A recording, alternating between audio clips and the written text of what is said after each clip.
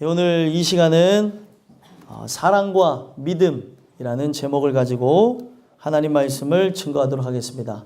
여러분들과 제가 빌레몬서를 읽었는데요. 이 빌레몬서는 사도 바울이 로마에 1차 투옥 당했을 그 당시에 거기에 감옥에 갇혀 있었던 그 오네시모를 빌레몬에게 부탁하기 위해서 쓴 책입니다.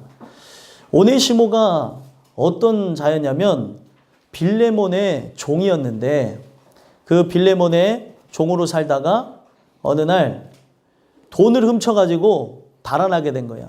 그 달아나서 돈을 흥청망청 다 쓰고 성경에는 기술되어져 있지 않지만 아무래도 뭐 다른 범죄를 저질렀다가 아무래도 바울이 투옥되어져 있는 감옥에 오네시모가 들어간 것 같아요. 근데 거기에 오네시모가 들어가게 됐다가 어떤 역사를 그가 경험하게 되냐면 바울이 전한 복음을 듣고 회심하게 됩니다. 그래서 바울이 전한 복음을 듣고 회심한 것을 통해서 생각해 보니까 내가 죄를 지은 대상자가 생각이 나는 거예요. 오네시모인 자기가 그 빌레몬에게 돈을 말하고 가져온 것도 아니고 또 종의 그 신분을 그냥 저버리고 도망 나온 거였기 때문에 그 죄책감 때문에 아무래도 그것을 사도 바울에게 상담을 했던 것 같아요.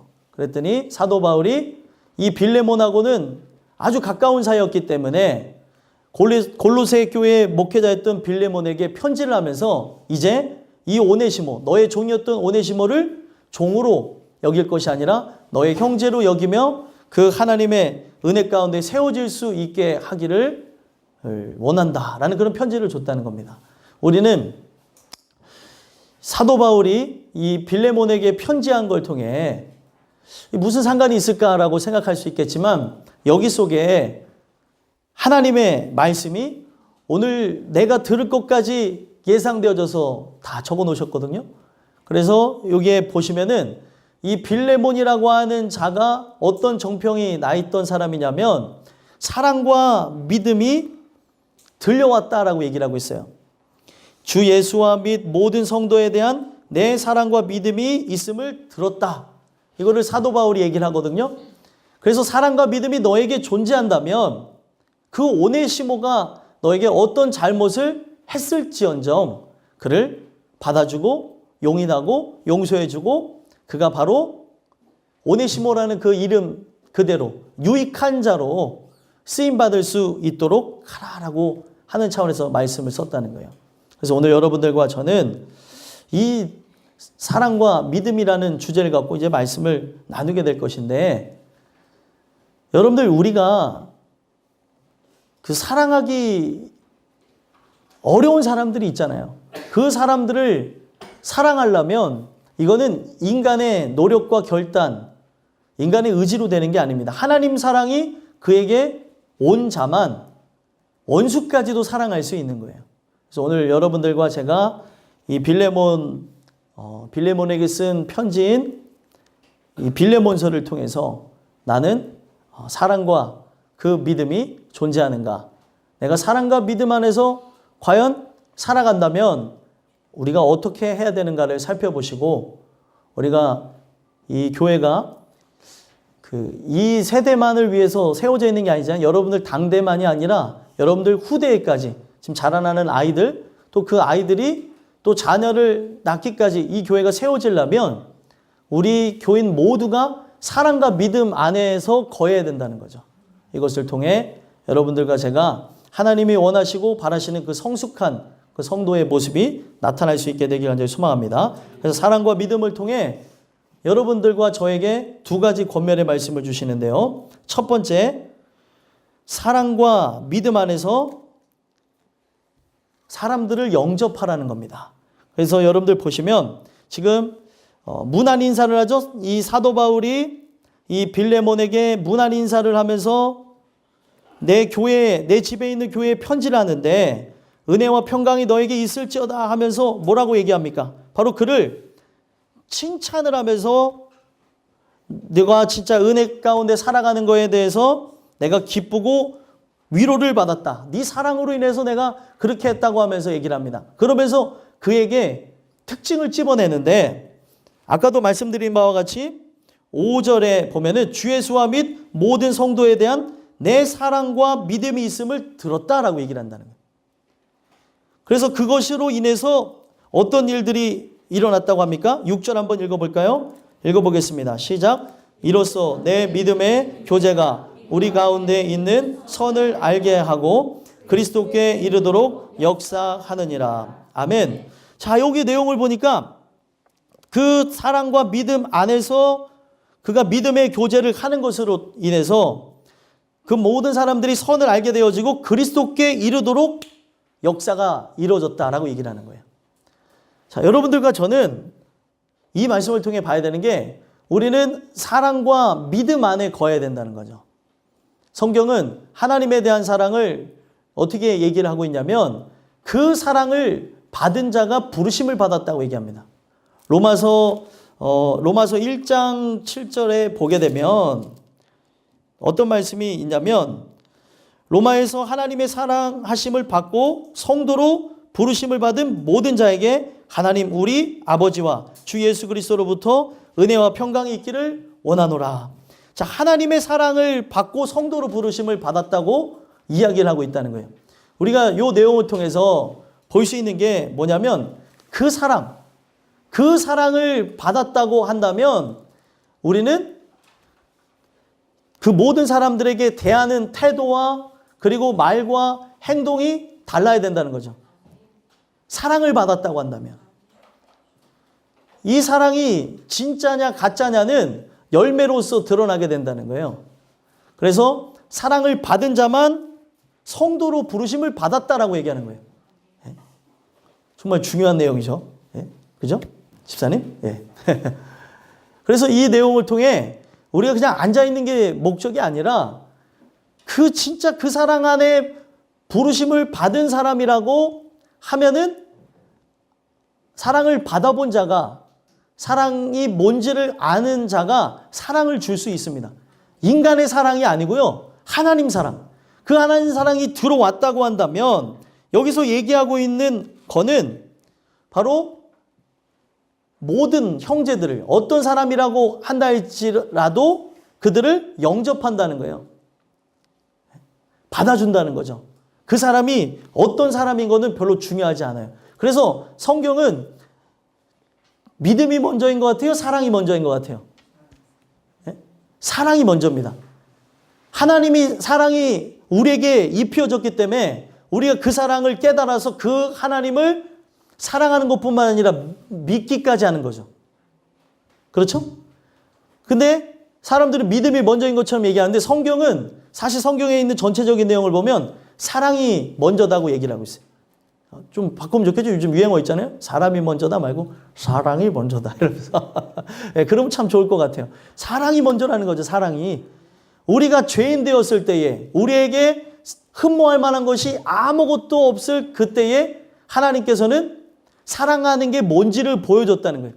그래서 그 사랑이 우리에게 나타났으면 그 사랑이 내 안에 들어왔으면 우리는 어떤 사람이라고 한다 할지라도 받아줘야 된다는 거예요. 그 내용이 디도서 3장에서도 나와요. 바로 하나님의 자비하심과 사람 사랑하심이 나타날 때에 어떤 일들이 일어나요? 우리를 구원하시는 역사가 일어나는데 그 구원하시는 역사는 우리가 우리의 의로운 행위로 말미암은 것이 아니고 뭘 통해서 이루어진대요?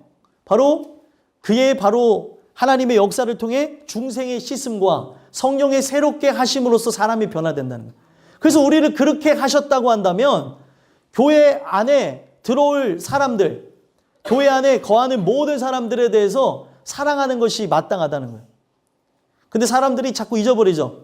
내가 과거에 어떤 자였는지도 잊어버리고 현재 내가 은혜 받은 죄인이라는 걸 잊어버리는 거예요. 그 의가 들어온 건 참 좋은데 그 의가 진짜로 들어왔으면 내가 바로 죄인 중에 괴수라고 하는 거를 깨닫게 하는 것이지 목이 고다지는 게 아니라는 거죠. 근데 사람들은 자꾸 그 은혜를 받은 게 내가 열심히 해서 받은 줄 착각하게 되니까 교회 안에 어떤 사람이 들어오든지 간에 우리는 기뻐하고 감사하고 혹 신천지에서 와도 환영해야 돼요. 왜요? 말씀 듣고 깨질 수 있으니까. 네. 저는 우리 교회가 그렇게 약하다고 생각하지 않습니다. 어떤 사람들이 온다 할지라도 그 정도는 이기지 않을까라는 생각을 해요. 네? 아멘들을 안 하시는데 신천지 별거 아닙니다, 여러분들. 이게 방송에 나가면 만약에 많은 사람들이 몰려올 수도 있어요. 근데 제가 확신하는 거는 뭐냐면 하나님의 진리가 세워져 있으면 가짜는 쉽게 보여져요. 근데 문제는 뭐예요? 진리가 세워져 있지 않으니까 지금 잘못된 소리를 들어도 그런가 하는 거고 좋은 소리를 해도 그런가 하는 게 문제인 거죠. 근데 그 정도는 이겨낼 수 있다고, 그 정도는 분별할 수 있고, 그 정도는 충분히 부술 수 있다고 생각합니다. 중요한 거는 오늘 우리가 어떤 사람이 들어오든지 간에 하나님 사랑이 우리 안에 있다면, 그 사랑을 통해서 내가 하나님을 믿고 나가는 존재가 맞다면 우리는 어느 구성원들이든지 간에 영접할 수 있어야 된다는 거예요. 그래서 여러분들 이게 왜 중요하냐면 요한일서 좀 볼까요? 요한일서에 보면 요한일서 3장 한번 봐보겠습니다. 요한일서 3장에 보시면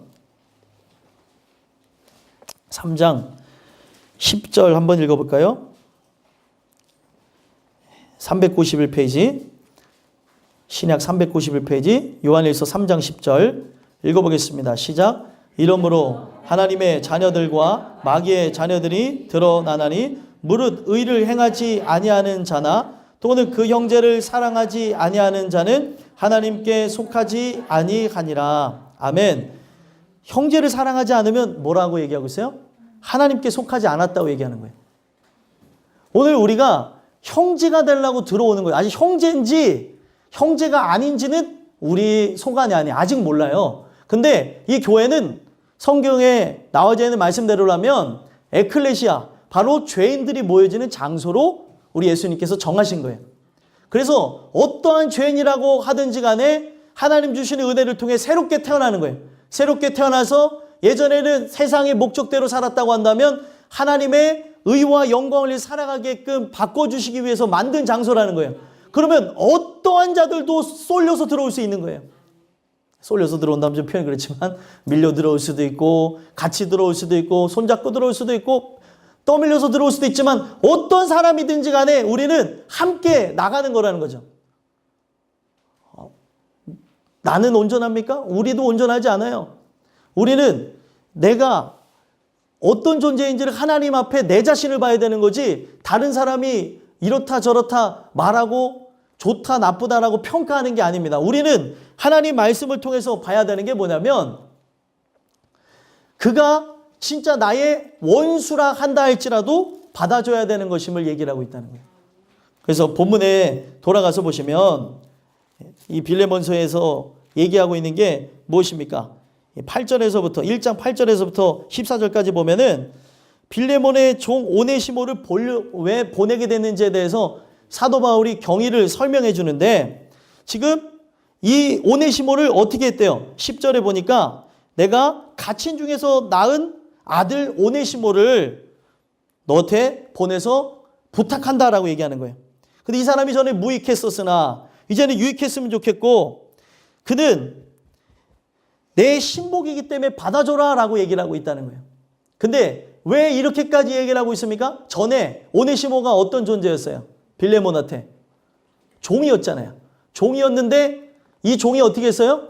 자신의 돈을 빌레몬의 돈을 훔쳐서 달아난 거예요. 그러면 어떻게 했습니까? 여러분들 내 종인데 그의 생명까지도 물론 기독교인이니까 그러지 않겠지만 예전에 그 법도를 따라서 보면은 종의 생명은 누구에게 달렸습니까?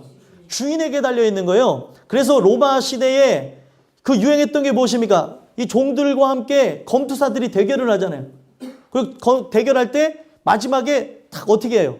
손을 해서 이렇게 내리면 죽고 이렇게 하면 사는 거예요. 그렇게 그 성경에도 그 표현이 나온다니까요. 종은 주인의 손짓에 그것에 항상 주시해야 된다는 거예요. 그런 존재인데 도망을 갔어요. 그런데 도망을 간 것뿐만이 아니라 내 돈까지 훔쳐서 갔습니다. 그런 그를 승낙해달라는 거예요. 너의 승낙이 없이는 아무것도 하기를 원치 아니한다. 14절 얘기하죠. 너의 선한 일이 억지로 억지같이 되지 아니하고 자의로 되게 하려 함이라. 내가 너한테 억지로 그렇게 하고 싶지만 억지로 하는 것이 아니라 너가 진짜 은혜가 있다면, 사랑과 믿음이 있다면, 내가 사랑과 믿음이 있다는 소리를 들었는데 그러면 그 사람을 어떻게 해야 된다는 거예요? 받아줘야 된다는 거예요.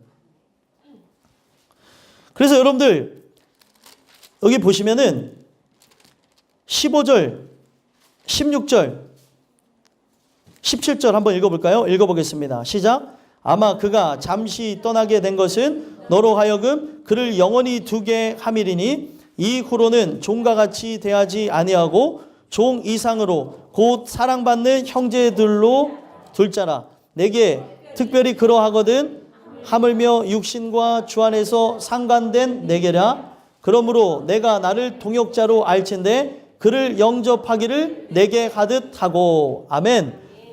그를 영접하기를 어떻게 하래요? 내게 하듯 하라고. 바로 사도 바울에게 하듯 하라는 거예요. 사도 바울이 어떤 존재였냐면 빌레몬에게는 하나님의 아들 예수 그리스도를 만나게 했던 존재입니다. 그러면은 어떻게 했어요? 집사님, 어떻게 했습니까? 중요한 거를 보셔야죠. 여기서 우리가 봐야 되는 게 뭐냐면 그 빌레몬을 어떻게 받아들였냐는 거예요. 진짜 이 빌레몬이 제가 헷갈려요 지금. 헷갈리지 않게 좀 해주시고. 자, 여기 보시면은 주 안에서 상관된 내게나 동역자로 알진대 그를 영접하기를 내게 하듯 하라는 거예요. 바로 이 사람이 어떻게 했어요? 사도 바울에게 너가 나한테 지금 했던 것처럼 해주길 원한다는 거예요. 사도 바울에게 했던 그 모습이 어땠을 것 같아요? 빌레몬이. 너무 감사하지 않았을까요? 예수님께 당연히 감사하죠. 근데 예수님께로 인도하게 된 사람을 어떤 것처럼 생각하냐면 나를 처음에 교회로 오게 한 사람에 대해서 감사하는 게 우리 안에 그냥 담아져 있는 거라는 거예요. 마치 그 동물이 태어나서 처음 본 대상을 어떻게 합니까? 엄마처럼 여기는 것처럼 태어나게 한 그 존재, 내가 처음 본 존재, 고마운 존재라고 해서 그 관계가 계속 유지되게끔 되어진다. 보통 그렇다는 거죠.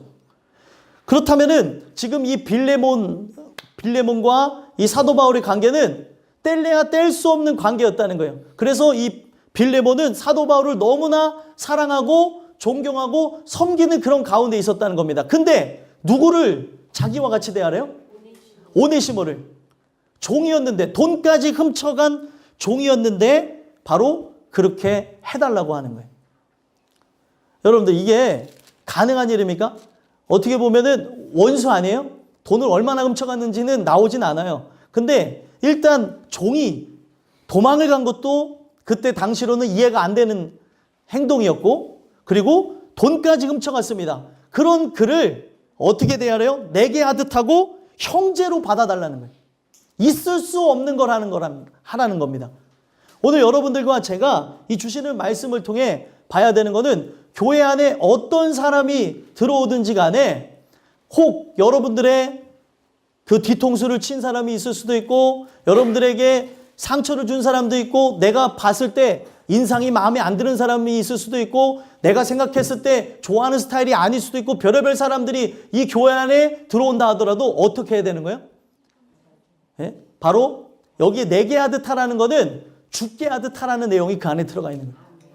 진짜 주님께 하듯 그 사람들을 다 받아줘야 된다는 거죠. 근데 오늘날 우리가 하나님이 이 교회 안으로 들어올 수 있도록 하는 그것을 내 권위로 내가 갖고 있는 약간의 힘으로 사람들을 막는 경우들이 있다는 거예요.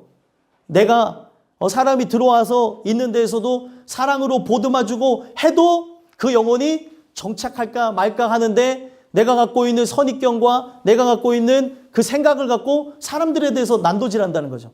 교회가 어떤 곳이냐는 거예요. 나는 어떤 존재였냐는 거예요. 성경은 계속 얘기하는 게 너가 지금 올챙이 쪽을 잊어버렸는데 너도 굉장한 죄인이었다라고 얘기하고 있어요. 한번 찾아볼까요? 빌레몬서 3장. 빌레몬서네요. 디도서 죄송합니다. 제가 지금 헷갈려요. 디도서 3장. 디도서 3장 3절 한번 읽어보겠습니다. 함께 읽어보겠습니다. 시작. 우리도 전에는 어리석은 자요 순종하지 아니한 자요 속은 자요 여러 가지 정욕과 행락에 종노릇한 자요 악독과 투기를 일삼은 자요 가증스러운 자요 피차 미워한 자였으나 아멘. 우리도 여기서 제일 중요한 게 뭐예요? 전에는 이와 같은 자였다는 거예요. 근데 여기 보면은 은혜를 통해서 바뀌어졌다는 거죠. 하나님이 주시는 은혜로 우리가 씻음과 성령의 새롭게 하심으로 바뀌어졌다고 5절에 얘기하고 있는 겁니다. 우리 또한도 그렇게 되어졌다고 한다면 교회 안에 어떤 사람이 들어오든지 간에 우리는 이 교회에 누가 들어왔구나 하면서 감사함으로 함께 영접할 수 있어야 된다는 겁니다. 누구까지요? 원수까지. 아니 원수가 왜 없겠어요? 원수가 멀리 있는 게 아니에요. 어디 있대요? 원수가요. 집에 있어요. 집에. 가족에 있고 원수가 멀리 있는 게 아니고 가까이 있을 수 있어요. 여기. 요 앞에 왼수가 이렇게 있을 수 있어요. 우리 서로. 예? 아니 그렇다니까요. 예. 아니 원수가 멀리 있는 게 아니라니까요. 우리 모두가 다 그렇게 되어지는 거예요. 한 가족 안에서 그런 역사들이 그런 문제들이 일어난다는 거죠. 복음이 아니고서는 이 부분들을 감당해낼 수가 없다는 거예요. 하나님의 사랑이 있으니까 이해할 때도 있고 하나님의 나를 그렇게 사랑했기 때문에 어쩔 때는 부들부들 떨면서 참을 때도 있는 거고 그런 거죠. 오늘 우리가 봐야 되는 거는 사랑과 믿음 안에서 이거는 인간이 할 수 있는 게 아니에요. 인간이 하다가 보면 어떻게 해요? 그대로 지쳐버리고 그대로 낙심하고 예전 모습 그대로 다 표출하게 되어진다는 거예요. 근데 영접하는 데에서 그 어떤 누구도 가리지 말고 원수까지도 받아들이라는 거예요. 나에게 해를 가한 사람까지. 이게 인간의 힘으로 할 수 있겠습니까? 절대 못하는 거예요. 그래서 이거를 누가 할 수 있다고 얘기를 하냐면 하나님의 사랑을 받은 자가 할 수 있는 거예요.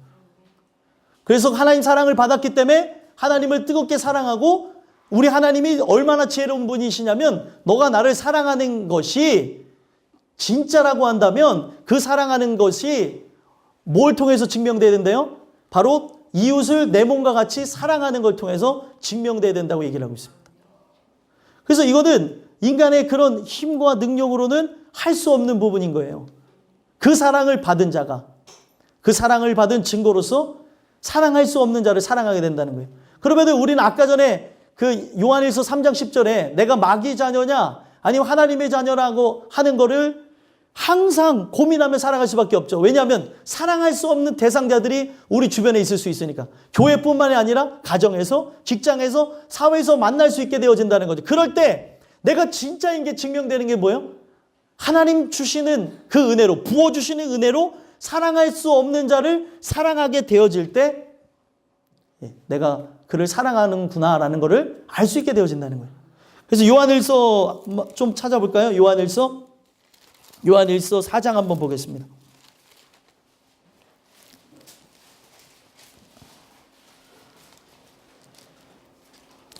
자, 4장 7절, 8절 한번 읽어보겠습니다. 391페이지 신약 4장 7절, 8절 읽어보겠습니다. 시작. 사랑하는 자들아 우리가 서로 사랑하자. 사랑은 하나님께 속한 것이니 사랑하는 자마다 하나님으로부터 나서 하나님을 알고 사랑하지 아니하는 자는 하나님을 알지 못하나니 이는 하나님은 사랑이심이라. 아멘. 사랑하지 아니하는 자는 뭐래요? 하나님 알지 못하는 자래요. 이는 하나님은 사랑이심이다 라고 못을 박았습니다. 그래서 이 사랑이 어떻다고 얘기하냐면 우리가 먼저 사랑한 것이 아니고 그가 우리를 사랑하셨다고 얘기를 합니다.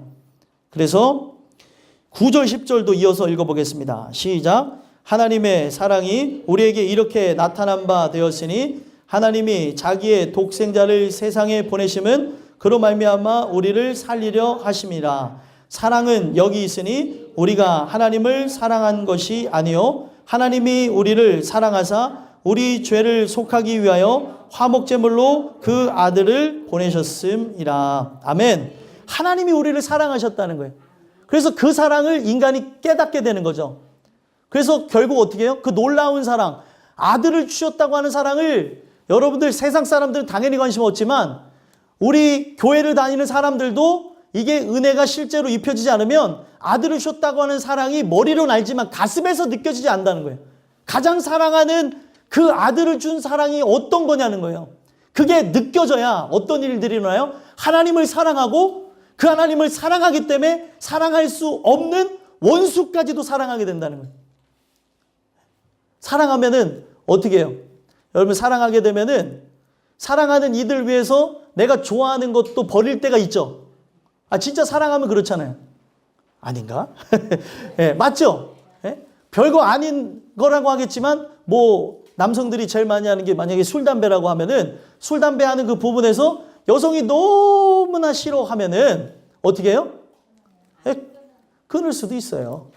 네? 또 줄일 수도 있고요. 왜냐하면 너무나 싫어하니까. 네?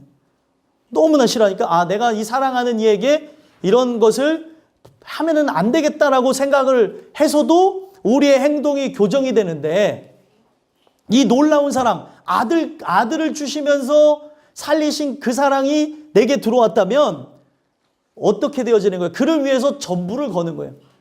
하나님의 영광을 위해 살아간다는 거. 이 사랑이 들어온 사람만 예수를 위해서 죽고 하나님의 영광을 위해서 사는 거예요. 그러니까 나로서는 할 수 없는 부분을 울면서 기도하면서 받아들이는 거죠. 영접해 주는 거예요. 어떤 사람이든지 간에. 여러분들과 제가 이 주시는 이 말씀을 통해서 정말 그 어떤 사람이든지 간에 내가 그 사랑을 먼저 받았다고 한다고 하면은 그 사랑을 내가 사랑할 수 없는 자에게 돌려주는 걸 통해 그 또한 아 이게 하나님 사랑이구나. 하나님 역사에서 그렇구나라는 것을 알게 되는 역사가 있었으면 좋겠습니다. 그래서 이 요한일서 한 번만 더 찾아볼게요. 4장 19절. 4장 19절 한번 보겠습니다. 읽겠습니다. 시작. 우리가 사랑함은 그가 먼저 우리를 사랑하셨습니다. 아멘. 우리가 사랑이 나왔다면 우리가 누군가를 이해하고 용인했다면 그거는 먼저 사랑을 하셨기 때문에 그렇다는 거예요. 그 사랑이 내게 임해졌기 때문에 그 인간, 부패한 인간이 사랑할 수 없는 인간을 사랑할 수 있게 되어진 거지 이게 뛰어나서 잘나서 되어지는 게 아니라는 거예요. 그래서 하나님이 무서운 말씀을 하는 게 누구든지 하나님을 사랑하노라 하고 그 형제를 미워하면 뭐래요? 이는 거짓말하는 자라고. 그래서 보는 바 그 형제를 사랑하지도 아니하는 자는 보지 못하는 바 하나님을 사랑할 수 없다고 그렇게 얘기를 합니다. 하나님은 우리에게 뭘 강조하는 거예요? 열매를 통해 우리가 어떤 씨가 심겨졌고 내가 어떤 나무가 자라났는지를 중점적으로 얘기하고 있다는 거예요. 우리 예수님 말씀하셨죠? 열매를 보아 그 나무를 안다고. 이 세상에 볼 수 없었던 사랑과 그 믿음에 대한 그 부분이 내 삶의 열매로 맺혀졌다면 이거는 은혜로 된 것이에요. 그거를 통해서 알 수가 있다는 거죠. 아, 저 사람이 정말 받을 수 없는 그 사람까지도 내 생각 모든 마음을 내려놓고 그 모든 사람들을 영접하는 걸 보게 되어지면 아 진짜 사랑이 있구나. 그래서 요한 3서에는 어떤 내용이 있냐면 디오드레베라고 하는 사람은 복음 전도자에 대해서 받아들이질 않았어요. 그 교회에 순회하다가 이제 방문합니다. 전도하다가 보니까 이 행색이 어떤 모습이었냐면 거지와 같았어요. 옷도 별로 없이 전도를 해 나갔고 또 거기서 자급자족하고 살다 보니까 몸에서 악취가 나기까지 했습니다. 그러면서 이제 교회에 도움을 청하러 갔더니 이 디오드레베는 그 사람의 행색만 보고 받아주질 않는 거예요. 이게 말이 되냐는 거죠. 하나님의 사랑이 그 안에 존재한다면 귀한 일을 하는 그 사람들을 정말로 버선발로 나가서 맞이해주고 또 그들이 씻을 수 있는 돈을 주고 또 거기서 편히 지낼 수 있도록 숙소와 그리고 숙식을 제공하는 게 당연한 것인데 그들에 대해서 냄새 난다고 해서 천대했다는 거예요. 그게 성경에서 얘기하기를 그가 바로 하나님 사랑이 없어서라고 하며 책망을 했고 반면에 가이오라고 하는 사람들은 그 순회 전도자들을 그냥 성실성의껏 그들을 보듬어주고 챙겨주는 모습이 있었다는 거예요. 이로써 형제 사랑하는 걸 통해 바로 하나님 사랑이 있는 것을 알게 하시겠다는 거예요. 그러니까 우리가 이 교회 안에 하나님의 형제인지 아닌지는 끝까지 가봐야지 알아요. 저 또한 여러분들 또한 우리 모두가. 근데 우리가 기억해야 되는 건 뭐예요? 하나님의 자녀가 되고자 모인 사람들이라는 거죠. 부족하고 연약할지라도 바로 그런 부분들에서 어떤 사람이든지 간에 포용해 줄 수 있어야, 포용하려고 하는 그것 때문에 오늘도 씨름하고 하나님 앞에 기도하고 하는 자야 진짜라는 거예요. 오늘 여러분들과 제가 그 사랑과 믿음 안에서 우리 형제들을, 이 교회 안에 들어온 형제들을 영접하는 걸 통해 여러분들과 제가 진짜가 되어지는 은혜가 있게 되기 간절히 소망합니다. 마지막 두 번째로는요, 사랑과 믿음을 통해서 어떤 말씀을 주냐면, 사랑과 믿음 안에서 빚진 것을 갚으라는 것입니다. 우리가 빚진 게 무엇일까요? 우리가 빚진 게 바로 예수님의 생명값이에요. 예수님의 생명값이 바로 지불이 되어지는 걸 통해 영원히 죽을 수밖에 없는 저와 여러분들이 살게 되어졌습니다. 그러면 이걸 갚을 수 있나요? 갚을 수 없나요? 갚을 수가 없어요. 우주보다 크신 분이 나를 위해 죽으신 거예요. 이거를 우리가 체험하게 되어지면 우리는 항상 주님께 빚진 자로서 살아가는 거예요. 이 빚을 갚기 위해서 내가 아무리 헌신하고 봉사한다고 해서 이 빚을 갚을 수 있습니까? 없습니까? 없어요. 없기 때문에 감사하는 마음을 갖고 어떤 사람을 만나든지 간에 늘 사랑으로 보듬어 주기를 원하는 거예요. 그래서 여러분들, 이 사랑이라는 게 물론 우리의 몸으로 도와주는 것, 또 물질로 도와주는 것, 또 여러 방면에 도움을 주는 것이 사랑이라고 생각도 할 수 있습니다. 물론 사랑의 범주 안에 들어가요. 근데 진짜 사랑하는 게 무엇이냐는 거예요. 그가 온전한 길을 걸어갈 수 있도록 주의 복음을 증거하고 인도해주고 밀어주고 기도해주는 겁니다. 여러분들과 저는 사랑하고 누군가를 진짜 사랑한다면 바로 그와 같은 일을 해야 된다는 거예요. 원수까지도 사랑하라고 했는데 우리 교회 안에 들어오는 그 모든 사람들에 대해서 주님, 내가 주님 사랑이 들어와서 내가 그 한량없는 은혜를 받은 것을 그들에게 갚을 수 있게 해주세요. 혹 그들이 불의를 저지르고 여러분들에게 손해를 끼치고 여러분들에게 희생을 강요하는 그런 일들이, 여러분들의 시간이 소모되어지고 여러분들의 몸과 그리고 열정이 소모되는 일들이 있을지라도 그 영혼을 사랑하는 마음이 있다면 오늘날 내가 어떻게 돼야 되는 거예요? 그 받은 거에 대해서, 주신 그 은혜에 대해서 내가 한량없는 은혜를 받았기 때문에 혹 그가 나에게 실수하고 잘못했을지라도 우리는 받아주고 용인해주고, 여러분들 똑같은 걸 반복하면 사람은 화가 나겠죠. 하지만 말씀에 의해서 살아가기를 소망해야 되는 거예요. 70번씩 7번이라도 우리는 똑같은 거를 하면은 도대체 왜 그러는 거야? 라고 해요. 도대체 왜 그러냐고. 또 그러냐고. 이제는 그만 좀 할 때 된 거 아니냐? 라고 우리의 몸에서 나온 자녀에게도 얘기하고 또 우리의 가까운 사람들에게도 그런 얘기를 합니다. 이제 그만 좀 할 때가 되지 않았냐. 그런데 그 부분에서 잘못했다고 하면 하나님 말씀은 뭐예요? 계속 용서해 주라는 거예요. 그가 우리에게 말로만 잘못했다고 한다 하든 아니면 진심으로 하든 그거는 우리의 권한이 아니에요. 그가 우리에게 잘못했다고 하면은 그게 우리를 속이면서 하는 말일 수도 있잖아요. 그냥 말씀 그대로 용서해 주라는 거예요. 저거는 가짜 같은데? 우리는 용서를 받을 때도 그래요. 미안해 라고 하는 말을 했는데도 그에 맞는 행동을 해주길 원할 때가 있어요. 미안해? 미안하면 다야? 네? 미안하면 그러면 되겠어? 아니, 미안하대잖아요. 미안하면 끝나야 되는데 끝나지 않아요. 내 마음이 풀릴 때까지 합니다. 사람이. 저는 집요해서 그래요. 풀릴 때까지. 미안하면 다야? 그래서 네. 사람이 그렇게 연약하죠. 부족하죠. 근데 오늘 우리가 하나님 사랑이 들어오게 되어지면 그 모든 거에 대해서 사랑해주고 용인해준다는 거예요. 그래서 여러분들 성경 그렇게 얘기하죠. 내가 누군가의 잘못을 이해하고 받아주고 그들의 그런 잘못되어진 모든 것들을 나에게 용서를 구할 때 탕감해주는 이것이 1만 달란트를 탕감받은 자에게 일어난 현상이라는 거예요. 1만 달란트는 헤아릴 수 없는 은혜를 상징하는 거예요. 돈으로 환산하는 게 중요한 게 아니라요. 은혜, 한량없는 은혜를 1만 달란트에 비유한 거예요. 우리의 모든 거를 다 갖다가 바쳐도 그렇게 그것에 대해서 우리가 탕감받을 수가 없겠죠. 우리가 영원히 벌을 받아 죽을 수밖에 없는 존재인데 어떻게 하셨습니까? 하나님의 아들이 죽어주시는 역사를 통해 살았어요. 우리가 속량을 받은 거예요. 그 값을 치러주신 겁니다.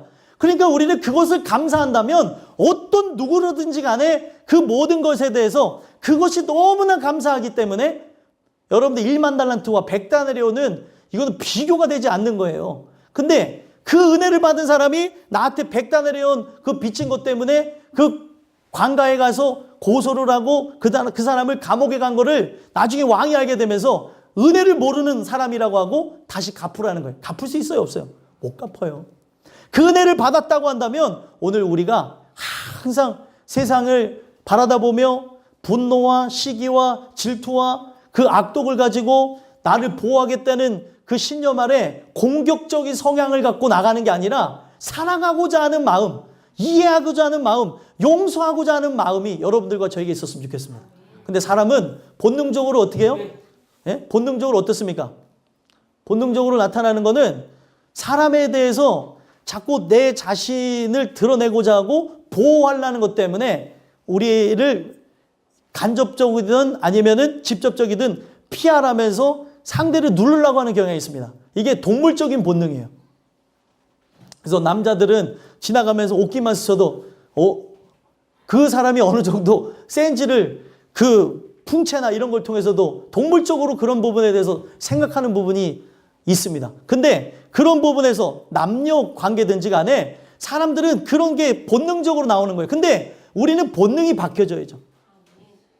은혜를 통해 내가 그냥 육신의 본능을 따라서 어떻게 보면은 동물적인 그런 걸 갖고 나가는 게 아니라 하나님 주시는 은혜를 통해서 사람 사랑하기를 원하고 이 사랑하지 못하는 마음을 놓고 애통해하고 용서하지 못하는 마음 갖고 애통하고 또 용인해 주지 못하는 이것 때문에 애통하고 주님 내가 진짜가 아닙니까? 하면서 나가는 게 바로 저와 여러분들의 모습이라는 거예요. 그래서 사랑과 믿음 안에서라고 하는 전제 조건을 달아들인 거는 인간이 할 수가 없기 때문에 그렇습니다. 은혜가 아니면 할 수가 없는 거예요. 그 은혜 안에 거한다는 게 무엇입니까? 늘 말씀 가운데 공급받아야 되는 거예요. 그래서 여러분들 베드로 후서에도 그 하나님의 그 사랑이 공급되기를 원하라고 얘기를 하고 있어요. 그 사랑이 계속 공급되어져야 되는 거예요. 그 믿음이 공급되어져야 되는 겁니다. 그러지 않고서는 인간은 살아갈 수가 없는 거예요. 그러면 이거는 어떤 걸 의미하는 거예요? 사랑과 믿음 안에서 거한다는 것은 늘 은혜 안에 말씀 안에 폭 빠져 살라는 거죠. 그래야 우리가 어떤 누구든지 간에 내 빚진 거를 갚기 위해서 살아가는 거예요. 그러다 보니까 이 말씀에 보게 됐더니 지금 그것을 기억나게 하는 거예요. 사도 바울이 빌레몬에게 너가 지금까지는 난이도가 중급에서 사람들을 사랑하고 또 이해하고 용인해주고 교제했던 걸 할 수 있었어요. 근데 상급의 사람을 맡기는 거예요. 나와 원수된 자가 맡겨지는 거예요. 하나님은요, 할 수 있는 자에게 더 맡기지 못하는 자에게 일을 맡기지 않습니다. 그래서 우리가 감당할 시험만 받게 되는 것이지 감당하지 못할 시험을 주질 않아요. 내가 만약에 그 시험에 넘어졌다면 딱 하나예요. 믿음이 없어서 넘어진 것이지 믿음이 있는데 넘어진 게 아닙니다. 감당할 시험밖에 주지 않는다니까요. 믿음이 있어야 통과하는 거예요. 믿음이 있어야. 믿음이 없기 때문에 그렇습니다. 믿음이 없기 때문에.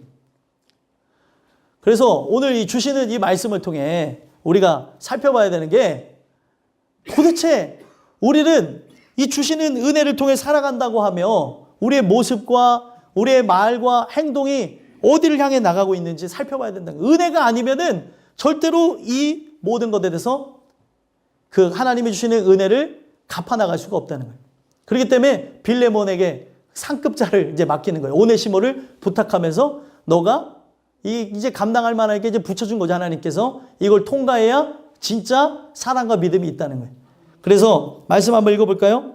18절에서부터 20절 빌레몬서 1장 18절에서부터 20절 한번 읽어보겠습니다. 시작. 그가 만일 내게 불의를 하였거나 내게 빚진 것이 있으면 그것을 내 앞으로 계산하라. 나 바울이 친필로 쓰느니 내가 갚으려니와 내가 이 외에 내 자신이 내게 빚진 것은 내가 말하지 아니하노라. 오 형제여 나로 주 안에서 너로 말미암아 기쁨을 얻게 하고 내 마음이 그리스도 안에서 평안하게 하라. 아멘. 자, 여기의 내용을 보면은 그가 불의를 행하였을지라도 내게 빚진 것이 있으면 내 앞으로 계산하라. 내가 다 그거를 물어주겠다는 거죠. 그러면서 얘기하는 게 뭐예요? 내가 이 외에도 내 자신이 누구에게 빚진 게 있대요? 사도 바울에게 빚진 것이 있는데 정말 무서운 말 하죠. 나는 너한테 말하지 않겠다고. 그럼 이 얘기는 뭐예요?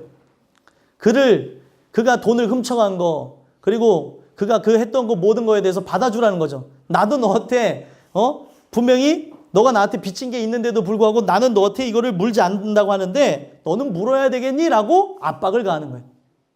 여러분들, 우리가 은혜가 있다면 바로 이런 부분들을 가지고 사람들을 사랑하려고 하고 이해하려고 하고 용인하려고 그러고, 이해할 것이 없을지라도 내 생각이 틀린 게 아니라 맞을지라도 주님이 고치실 거를 믿는 게 믿음이라는 거예요. 어떤 사람이라도 바꾸실 수 있다니까요. 여러분들이 사람을 보면서 평가하고 말하는 게 정확히 맞아 떨어진다 할지라도 이건 내 생각일 뿐이에요. 하나님은 그 어떤 것도 바꾸실 수 있는 분입니다. 무에서 유를 창조하신 분이 아무리 진짜 썩어먹을 존재라고 한다 할지라도 못 바꾸시겠냐는 거예요. 나도 바꿨고 여러분들도 바꿔가시는데, 근데 항상 그래요. 나는 조금 낫지 않은가요? 나는 저 사람보단 좀 나은 것 같은데, 이게 문제인 거예요. 돌아오셨어요. 할렐루야. 계속 그 자리에 계세요. 제발. 우리 집사님 깨어나셨어. 그러니까 이제 반응하시네. 이게 진짜 중요한 거라니까요. 하나님 주시는 그 은혜 아래 나는 괜찮은 것 같고 저 사람은 좀 더한 것 같은데 라고 하는데, 은혜가 입혀지면 내가 제일 못났어요. 내가 제일 부족하고, 이런 나를 하나님께서 사랑하셔서 이렇게 바꿔나가시는데, 아름답게 하시는데, 이해하고 사랑할 수 없었던 자가 사랑하게 되어지고 이해하게 되어지는데, 이 놀라운 기적이 일어나고 있어요. 그러면 우리가 그 어떤 사람이라도 우리는 받아들일 수 있고, 그에 대해서 내가 그 놀라운 하나님의 은혜를 받았다고 한다면, 그 생명의 값을 내가 치름으로 살았다고 한다면 나는 없어지는 거예요. 죽어지는 거라는 거죠. 내 자존심, 내 생각, 내가 갖고 있는 모든 것, 사람은 팔딱팔딱 뛰겠죠. 그렇게 하면서도 올라올 수가 있겠지만 내려놓는 거예요. 고집 부리는 걸 꺾는 거죠. 근데 인간이 이 결단으로 되지를 않으니까 하나님이 전제 조건을 걸었어요. 사랑과 믿음 안에서, 말씀 안에서, 은혜 안에서 이것을 해나가라는 겁니다. 여러분들과 제가 바로 그랬으면 좋겠습니다. 그리고 여기 특징적인 거 하나만 더 보시면 15절에 재미난 표현이 있어요. 15절 함께 읽어보겠습니다. 시작. 아마 그가 잠시 떠나게 된 것은 너로 하여금 그를 영원히 두게 함이리니. 아멘. 이 표현이 되게 재밌죠? 왜 재밌습니까? 그가 잠시 떠나게 된 게 어떻게 떠났어요? 네? 그렇죠. 우리가 뒤에 부분은 그를 영원히 두게 하려 함인데, 그가 떠나갈 때 어떻게 했어요? 네? 도둑질 해가지고 도망갔잖아요. 근데 표현이 어때요? 표현이 참 참신하고 아름답죠. 예? 그를 영원히 두게 합니다. 너에게 그런 고통을 준 거, 그가 너를 잠시 떠났던 것, 너에게 그런 아픔을 줬던 것은 너와 봉합하기 위해서, 바로 너와 영원히 지내기 위해서, 주를 찬양하기 위해서라고 얘기했다는 거예요. 그러면 이게 은혜가 있는 자의 모습인데, 우리는 어떻게 해요? 그럴 줄 알았어. 참. 아이고, 내가 며칠이나 하나 봤다. 이런 얘기들서부터, 있는 험당, 없는 험당 다 늘어나잖아요. 우리가 봐야 되는 거는 이 사람이 진짜 범죄를 저질렀는데도 불구하고 하나님의 은혜의 주권 안에서 보는 거예요. 그렇게 해가지고 도망가가지고, 여러분들 보세요. 결과적인 걸 보자는 거예요.